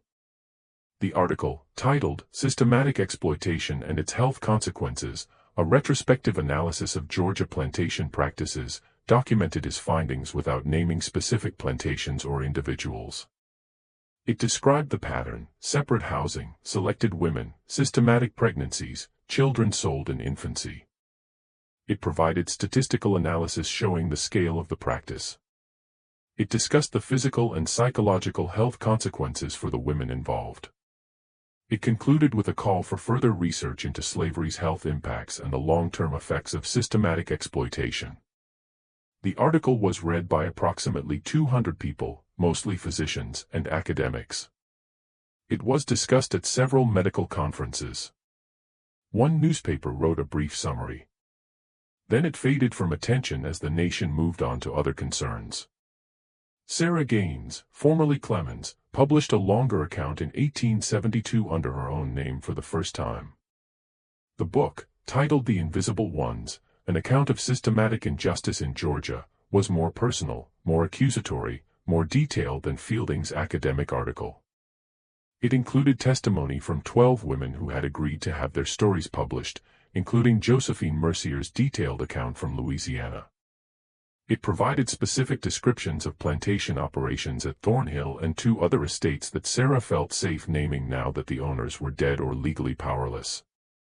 It named Edmund Marlowe explicitly as the operator of Thornhill's breeding program and accused him posthumously of crimes against humanity, even if not crimes under the laws that had existed during his lifetime.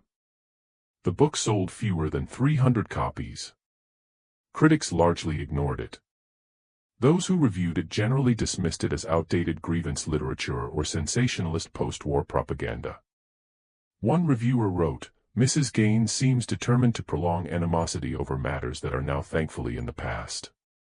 With slavery abolished, this kind of documentation serves no purpose except to prevent national healing." The book went out of print within 2 years. Sarah tried to interest other publishers in a second edition, but none were interested. The nation, they told her, was tired of slavery stories. People wanted to move forward, not dwell on the past. Sarah kept writing, publishing articles under various names on Reconstruction politics, women's rights, racial justice. But she never achieved significant readership or influence. She died in 1889, largely forgotten, her book unavailable, her testimony ignored. The trunk of Marlowe family ledgers sat in federal storage until 1889, when a clerk finally processed it as part of a warehouse clearing project. 24 years after the war, someone finally reviewed its contents in detail. The clerk, a man named William Pearson, read through the ledgers with increasing horror. He filed a report with his supervisor, noting that the documents appeared to show evidence of irregular practices at Georgia Plantation 1780 to 1848, possibly constituting crimes even under laws existing at the time. His supervisor reviewed the report and responded, "Cases of historical interest only. All principals are deceased. Plantation in question has been returned to family ownership. No basis for prosecution or property confiscation at this time. File for archival purposes." The trunk was catalogued as Confiscated Property Records, Georgia, 1861 to 1865. Marlowe Family, Thornhill Plantation. It was placed in permanent storage at the National Archives, where it remains to this day, available to researchers who specifically request it, but essentially unknown to the general public. No further action was taken. No prosecutions pursued. No official acknowledgement of what the ledgers documented. The case was closed. Of the 68 children Dr. Fielding had documented during his lifetime of research, he managed to trace the fates of 11 before he died in 1883. 4 had died before age 10, disease, accidents, the casual brutalities of slavery. 1 had escaped north before the war, made it to Canada, lived under an assumed name, never returned south. 3 had survived to see emancipation in 1865 and disappeared into the mass migration of freed people looking for family, work, new lives. No one knew what happened to them. 2 had been found by family members after the war, reunions made possible by the Freedmen's Bureau's desperate attempt to help people find each other in the chaos of Reconstruction. Both had been sold as infants to plantations in South Carolina, had been raised enslaved, worked as domestic servants, survived the war. When freed, they had spent years searching for their mothers, placing advertisements in newspapers, asking questions, following rumors. 1 woman, named Margaret, found her mother in 1869 in Augusta, Georgia. The reunion was bittersweet. 23 years separated, barely recognizing each other, connected only by the mother's memory of a light-skinned infant taken from her arms. They stayed in contact until the mother's death in 1875, trying to rebuild a relationship across a chasm of lost decades. And 1 woman, named Charlotte, made her way back to Georgia specifically to find out what happened to her mother. Charlotte had been sold from Thornhill as a toddler in 1830, purchased by a family in Mississippi. She had spent her entire life enslaved, working as a domestic servant, never knowing anything about her origins beyond vague memories of being very young and suddenly somewhere else. When emancipation came, she was 39 years old, married to another freed person, mother to 3 children of her own. She had learned to read through a missionary school in Mississippi and began searching for information about where she came from. Through careful research, patient questions, and help from Freedmen's Bureau workers, she eventually traced her origins to Thornhill Plantation. In 1869, she traveled to Georgia with her eldest daughter, both of them determined to learn the truth. The overseer at Thornhill, a different man now, hired after the war, trying to run the plantation with paid workers rather than enslaved labor, was uncomfortable with her questions but eventually let her access the old records. Charlotte and her daughter spent hours searching through burial records, property ledgers, birth registries. Finally, they found an entry. Hannah, age approximately 35, died August 1848. Fire. Property lost, $600.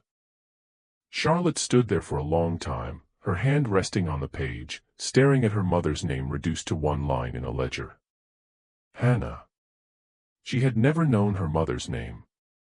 Now she knew her name, and the fact that she had died in a fire 21 years ago. "Is there anything else?" the overseer asked, uncomfortable with the silence. Charlotte wanted to ask more. She wanted to know what her mother had looked like, what she had been like as a person, whether she had tried to keep her baby, whether she had mourned when Charlotte was sold. But the records contained none of that. Her mother was just a line in a ledger, a property loss, a death noted for insurance purposes. "The fire," Charlotte finally said. "What happened?" The overseer shrugged. "Before my time. I heard there was a fire in one of the buildings. Some workers died. Accidental, I think. Do you know where she's buried?" "Enslaved Cemetery is out past the fields." No markers, but if she died in 1848, she'd be in the section from that era, 20 years ago. So, probably. He vaguely gestured toward the east side of the property. Charlotte and her daughter walked to the enslaved cemetery at Thornhill Plantation. It was overgrown, neglected. No headstones or markers, just a field where approximately 300 people had been buried over 8 decades of plantation operations. Their graves unmarked, their names unremembered. Charlotte stood in that field, looking at the overgrown grass, trying to figure out where her mother might be buried. But it was impossible. All the graves were anonymous, indistinguishable, deliberately unmarked because enslaved people weren't considered worthy of permanent memorials. Her daughter asked, "What should we do?" Charlotte thought about that question for a long time. What could they do? Her mother was dead, had been dead for 21 years. The man who had enslaved her, who had imprisoned her, who had taken her baby, was dead too. The system that had enabled it all was legally abolished, though its effects continued. "We remember," Charlotte finally said. Hannah. That was her name. Hannah, who died in 1848 in a fire at Thornhill Plantation, who was my mother, who I never got to know. We remember her. And we make sure our children know about her. And maybe that's all we can do. They left Thornhill that afternoon and never returned. But Charlotte told the story of Hannah to her children and grandchildren. The story of a woman enslaved in Georgia, imprisoned in a cottage, who had somehow brought a daughter into that nightmare and then died in a fire under mysterious circumstances. The story passed down through generations, modified over time, details lost and added, but the core remaining. There was a woman named Hannah who suffered terribly and deserves to be remembered. The courthouse in Chatham County still holds the birth registries, the auction records, the documentation of 21 children sold from Thornhill Plantation between 1830 and 1847. The numbers are certainly higher, but those are the ones clearly recorded in publicly accessible documents. The National Archives in Washington contains the trunk of Marlowe family ledgers, filed under Confiscated Property Records, Georgia, 1861 to 1865. A researcher accessing it today would find detailed accounting going back to 1780, documenting 79 children born and sold over 68 years. 79 documented in the ledgers. How many others went entirely unrecorded? Dr. Fielding's research was published in the Journal of Medical Ethics and History in 1868, Volume 12, Issue 3, pages 47 to 89. It can still be found in a few university libraries, occasionally cited in academic studies of slavery's medical dimensions. Sarah Gaines's book, The Invisible Ones, An Account of Systematic Injustice in Georgia, published in 1872 by Small Press in Boston, exists in perhaps a dozen libraries nationwide. It has been out of print for more than a century. A few scholars have tried to get it republished, arguing its historical value, but publishers consistently decline, claiming insufficient public interest. And scattered across census records, birth certificates, death certificates, and family Bibles throughout the American South are traces of those children. People born at Thornhill or similar plantations, sold in infancy, who lived and died without ever knowing their full stories, without ever learning who their fathers were, without ever understanding the systematic exploitation that produced them. Some of their descendants are still alive today, carrying genes and family stories that hint at origins they can't fully trace. Occasionally, someone doing genealogical research hits a wall, a trail that goes back to a child born enslaved in the 1830s or 1840s with no father listed, no clear family connections, sold as an infant from a Georgia plantation. The trail ends there. The mystery unsolvable without documentation that doesn't exist. Those invisible children remain invisible, even generations later. Their stories lost, their origins obscured, their suffering unacknowledged, except in the fragmentary records compiled by people like Dr. Fielding and Sarah Gaines, who tried to document a horror that their society had no interest in confronting. In 1892, more than 25 years after the end of slavery, a young reporter for the Atlanta Constitution named James Crawford decided to write a series on life after slavery, Voices of the Freedmen Generation. He traveled through rural Georgia, interviewing elderly people who had been enslaved, collecting their stories for publication. In Chatham County, he interviewed a woman identified only as Mary S., aged approximately 75. She had been enslaved on various plantations throughout her life, including a brief period at Thornhill in the 1840s. When Crawford asked about her experiences, she spoke at length about fieldwork, about families being separated, about the daily hardships of slavery. Then she mentioned, almost as an aside, there was a cottage at Thornhill, behind the main house. Women were kept there. Bad things happened in that cottage. Everyone knew. Nobody with power cared. Crawford asked her to elaborate. What kind of bad things? Mary stared at him silently for a long moment, then said, things I won't describe in detail because you're young and because I'm tired of remembering. But women were imprisoned there. Children were born there, children who looked white. All sold as babies. And when some of those women died in a fire, everyone said it was an accident. But we knew better. Was it true? Crawford asked. What you're describing, did it really happen that way? Mary was quiet for a long time. Everything I told you was true, she finally said. Everything we said happened, happened. The women, the children, the cottage, the fire. All of it happened. But nobody with the power to stop it wanted to believe us. And now everybody wants to forget. Why would they want to forget? Because remembering means acknowledging what they allowed, what they participated in, what they profited from. It's easier to say slavery was bad in a vague way than to look at specific horrors and admit that people you respected, people you did business with, were doing this. Easier to forget than to face what that says about your society. Crawford published the interview in his series. It was read by a few thousand people in Georgia, then forgotten as the newspaper was recycled, as other stories dominated attention, as the nation continued moving on from uncomfortable history. But somewhere in the archives, Mary's testimony exists, along with Dr. Fielding's research, Sarah Gaines's book, the courthouse records, the federal ledgers, the cemetery documentation, Rebecca Hartwell's auction house records, and all the other fragmentary evidence compiled over decades by people who believed that truth mattered even when justice seemed impossible. The documentation is there. The evidence exists. The system that enabled it, protected it, and made it profitable is a matter of historical record. What happened at Thornhill Plantation happened. The cottage existed. The women were imprisoned there. The children were born and sold. The fire killed 4 women who may have chosen death over continued captivity.